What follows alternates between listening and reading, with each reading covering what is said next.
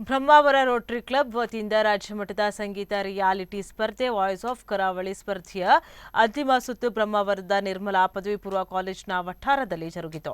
ಕಳೆದ ಕೆಲವು ತಿಂಗಳಿನಿಂದ ನಡೆಯುತ್ತಿದ್ದ ಸ್ಪರ್ಧೆಗೆ ರಾಜ್ಯದಾದ್ಯಂತ ಹಲವಾರು ಸ್ಪರ್ಧಿಗಳು ಭಾಗವಹಿಸಿ ಅಂತಿಮವಾಗಿ 12 ಮಂದಿ ಕೊನೆಗೆ ಸುತ್ತಿಗೆ ಆಯ್ಕೆಯಾಗಿದ್ದಾರೆ.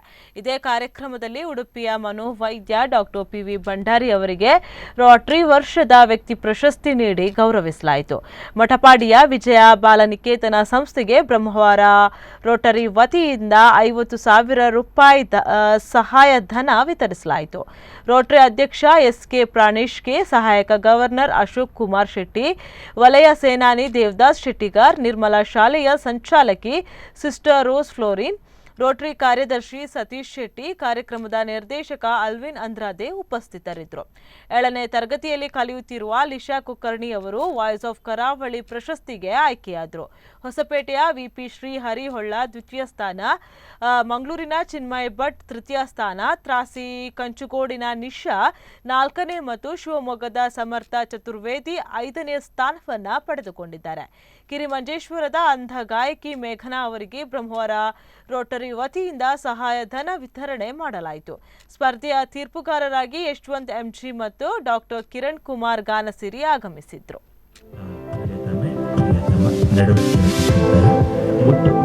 ಕೆಲವು ಹಾಡಿಗೂ ಮನಸ್ಸನ್ನು ತಟ್ಟುತ್ತದೆ.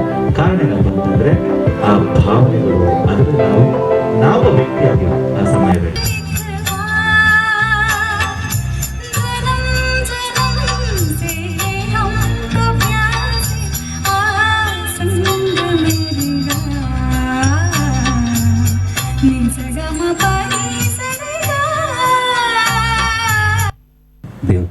ಮತ್ತಿನ್ನೆಲ್ಲ ಅವ್ರು ಹಾಡಿದ ಗೀತೆ ಹಾಡಬೇಕು ಅಂದ್ರೆ ಎಲ್ಲರೂ ಒಂದೊಂದು ಅಂಶ ಅಂತ ಹೇಳ್ಬೋದು ಅಷ್ಟೇ.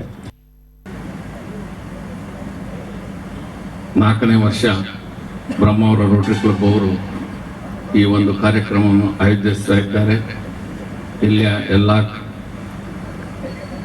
ಕಲಾವಿದರಿಗೆ ಪ್ರಸಾದವನ್ನು ಕೊಡ್ತಾ ಇದ್ದಾರೆ. ಇಂಥ ವ್ಯಕ್ತಿಗಳು ನಮ್ಮ ಸಮಾಜದಲ್ಲಿ ಬಂದಾಗ ಬಹುಶಃ ಅದಕ್ಕೆ ಅರ್ಥ ಬರ್ತದೆ. ಈ ನಿಟ್ಟಿನಲ್ಲಿ ಕಳೆದ 2003 ಮತ್ತು 4ನೇ ಸಾಲಿನಿಂದ ಸುಮಾರು 16-17 ವರ್ಷದಿಂದ ಸತತವಾಗಿ ಈ ಒಂದು ಮೆಂಟಲ್ ಹೆಲ್ತ್ ಕ್ಯಾಂಪ್ ಅನ್ನ ನಡೆಸಿಕೊಂಡು ಬರುತ್ತಿರುವಂತಹ ರೋಟರಿ ಕ್ಲಬ್ ಬ್ರಹ್ಮಾವರಕ್ಕೆ ನಿಮ್ಮೆಲ್ಲರ ಪರವಾಗಿ ಅಭಿನಂದನೆಯನ್ನ ಸಲ್ಲಿಸಿಕೊಂಡು 2003 ಆಗಸ್ಟ್ ಅಂತ ಅನ್ಸುತ್ತೆ, ಅವಾಗ ಸ್ಟಾರ್ಟ್ ಆಗಿದ್ದು. ಪ್ರತಿ ತಿಂಗಳು ಬೇರೆ ಬೇರೆ ದಾನಿಗಳಿಂದ ದುಡ್ಡು ಒಟ್ಟು ಮಾಡಿದಂತ ಕಾರ್ಯಕ್ರಮ